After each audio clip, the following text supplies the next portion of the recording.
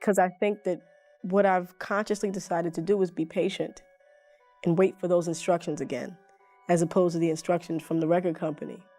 You know, I can't, unfortunately, I can't fulfill their needs. You know, I can't, because it's devoid of all feeling. You know what I mean? I have to make sure that what I create, you know, I never want to condescend. There are a lot of people who condescend to the audience. You know, they just think, oh, they like anything. Just throw a beat on it and put your voice on it. But if it doesn't move me, then I don't think it's worthy enough to put out there and move someone else. You know what I mean? Like it has to be something that is personally, you know, is something that I need personally. That's my barometer for whether or not it's good for the people. Not when you bring up Lauryn Hill and Prince, you're not just talking about music legends, you're talking about two fearless fighters. These two didn't just drop hits, they went to war for their rights, for creative control, ownership, and the truth, no matter how ugly it got. Well, it's not your game. You didn't make the rules, so everything comes hard. And as long as you're signed to a contract, you're going to take a minority share of the winnings. A select few of us will do well, the majority will not. So as a people, we'll be considered a minority. But stop, let's take a moment and look at yourselves. There's nothing minor about you. You are a blessed people. You're the most talented on earth, and you are still grateful. That is why upon winning in their game, you always thank God. Tonight I would like to ask one favor of you. Imagine what we'll all be like in our own game. Peace and love for one another. But the wild part, that same boldness that made them icons, is exactly what the industry tried to punish them for. Now here's the real bomb. Word is, Lauryn knows exactly who Prince was really trying to escape from, and the reason she stayed quiet about it for years? Straight up chilling. Some people say they weren't just battling music execs or label contracts. They were both going head-to-head with the same hidden forces that didn't want them speaking at all. It's way deeper than people think. And today, we're cracking that wide open. Let's talk about Lauryn first. The moment you hear her name, you think icon, trailblazer, superstar. She made history with her debut solo project, The Miseducation of Lauryn Hill. And this wasn't just some chart topper. This was a culture-shaking masterpiece. She snatched 5 Grammy wins in a single night back in 1999, including Album of the Year. And guess what? She was the first woman in history to ever pull that off. Before she even dropped The Miseducation, Lauryn was already running the game with the Fugees, one of the best-selling hip-hop groups ever. They weren't just popular, they were legendary. But Lauryn's real magic went way beyond the charts. She flipped the whole industry on its head by blending hip-hop, soul, reggae, R&B, all into something brand new. And on top of that, she opened major doors for women in rap who were getting boxed in by the system. So now the big question, how does someone that powerful and talented just vanish from the spotlight? You really think that just happens? Nah, sounds more like someone behind the scenes wanted her gone. Let's talk about Newark Entertainment. Yeah, they played a shady part in what went down with Lauryn. Right after her album blew up, they came for her, hitting her with a major lawsuit saying they didn't get proper credit or payment. Was invited inside Prince's private compound, Paisley Park, which has now become a museum for fans to experience up close and personal. But setting up the museum required the cooperation of Prince's sister Tyka Nelson and several half-siblings. There had been rumors of squabbling over the rights to Prince's estate. Where do things stand right now with the trust and your siblings? Will we know who are the heirs beside you? But behind closed doors, folks have always whispered that it wasn't just about money. It was a takedown mission. Lauryn ended up settling for $5 million, but that legal war hit her deep. She didn't just lose cash, it crushed her spirit. With pressure piling on her to outdo herself, she started pulling away more and more, until eventually, she just faded out of the scene. But Lauryn didn't stay totally silent. In 2021, she opened up during the Rolling Stone x Amazon Music podcast on their 500 Greatest Albums list. She explained why she never dropped another full album, and what she said was wild. According to Lauryn, the wild thing is no one from my label has ever called me and asked me, how can we help you make another album? Ever. Did I say ever? Lauryn made it crystal clear. No one from the label ever reached out to help her create a second album, and when she did speak up, she exposed how the same freedom that made the miseducation so iconic became a double-edged sword. The pressure to follow it up with something just as groundbreaking? Insane. She said after that album dropped, the industry came with politics, hidden agendas, impossible expectations, and saboteurs everywhere. People were trying to twist her success into their story, like they built her legacy. And the second her truth didn't line up with their version, suddenly she was the villain. In another interview with Essence back in 2009, Lauryn got real again. She said, "I don't think I ever handled celebrity. The fame, the noise, the fake love, it was too much. She had to walk away just to protect herself." She spoke on how the industry dangled all kinds of traps in front of her. Fake security, shallow fame, and a constant pressure to keep up an image. Lauryn said she stepped back when she realized she was being chewed up by the machine. It wasn't just about music anymore. She was getting compromised at every turn. And the double standards? She didn't hold back. Lauryn pointed out how men in the game could speak their minds with no issue, but when a woman stands up for herself, suddenly there's resistance at every level. She wasn't having it.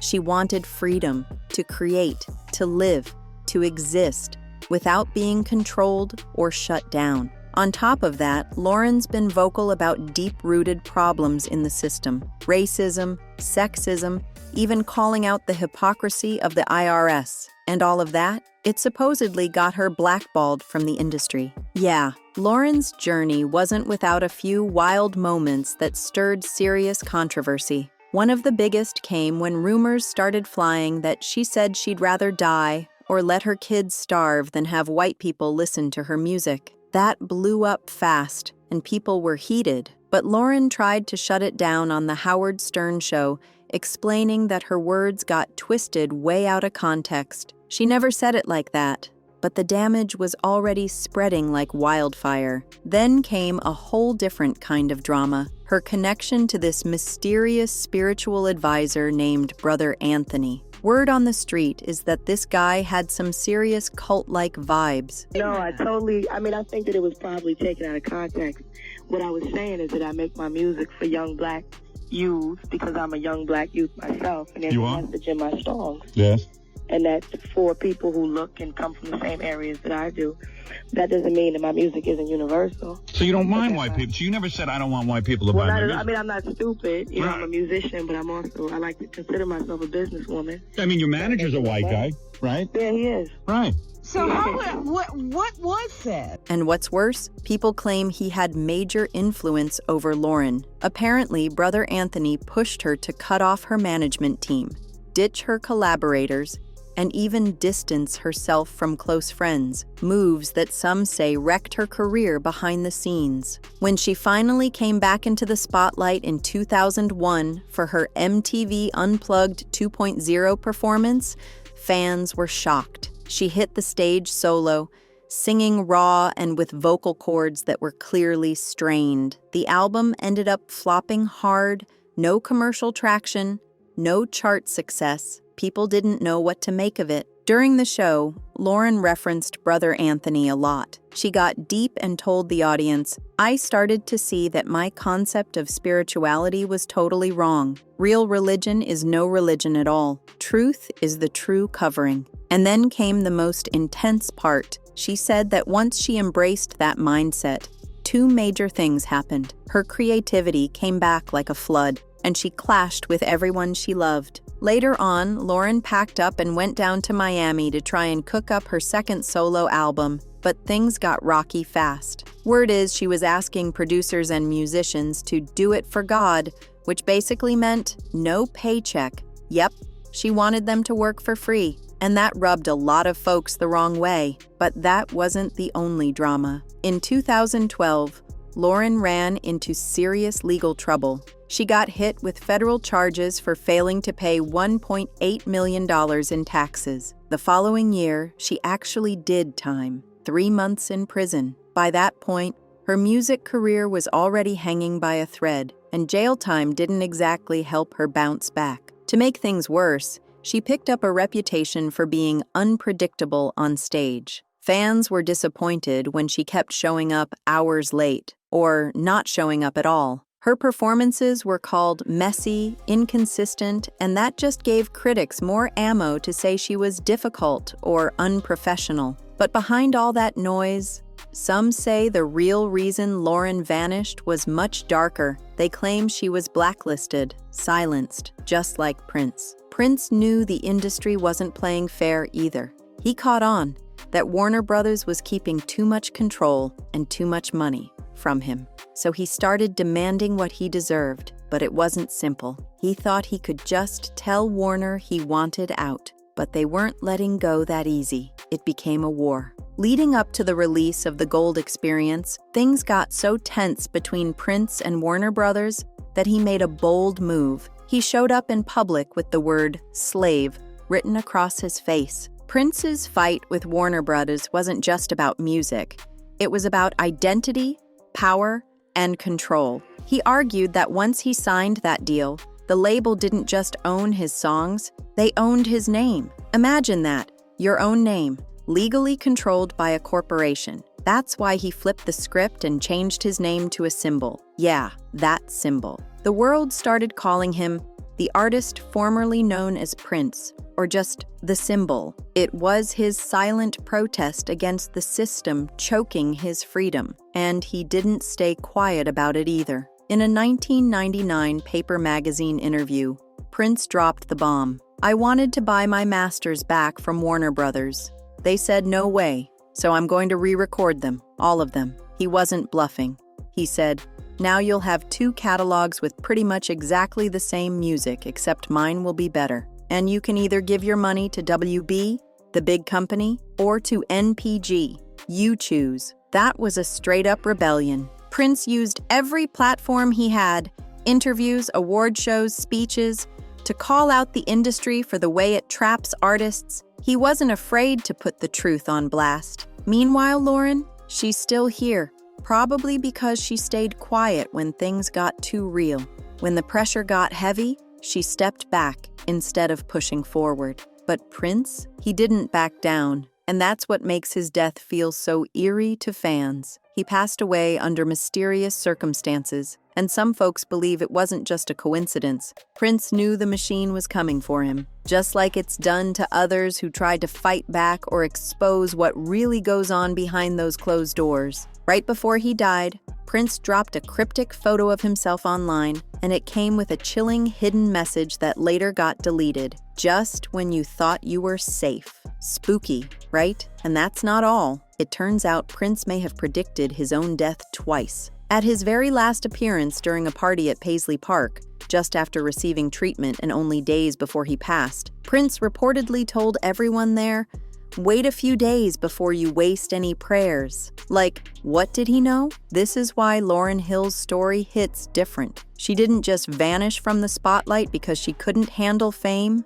No way. A lot of people truly believe she was silenced, blacklisted by what many artists call the machine. That quiet, powerful force in the music biz that doesn't like it when you speak up or step out of line. Just like Prince, Lauryn stood up for herself. She wanted control over her art, her image, and her legacy. She didn't want to be a puppet. She wanted to own her work and call her own shots. But when you challenge the system like that, suddenly you're labeled difficult. The media flipped the script on her fast, talking about how she was unreliable, always late, or skipping performances. But here's the thing, nobody was asking why. It's like there was a whole mission to destroy Lauryn's image, make fans turn on her so the industry could slam every single door in her face. And guess what? The same playbook was used on Prince. Even though he's still one of the greatest to ever do it,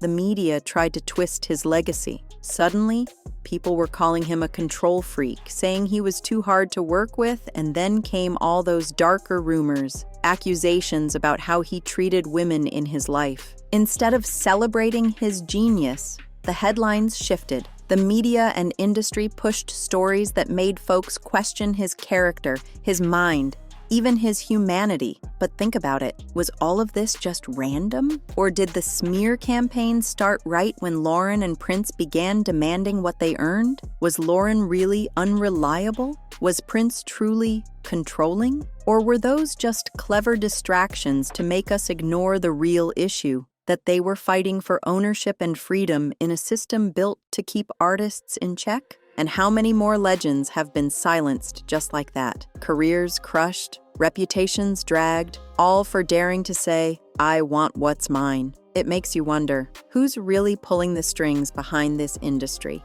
And why is it always the truth tellers who get shut down first? So what do you think is really going on?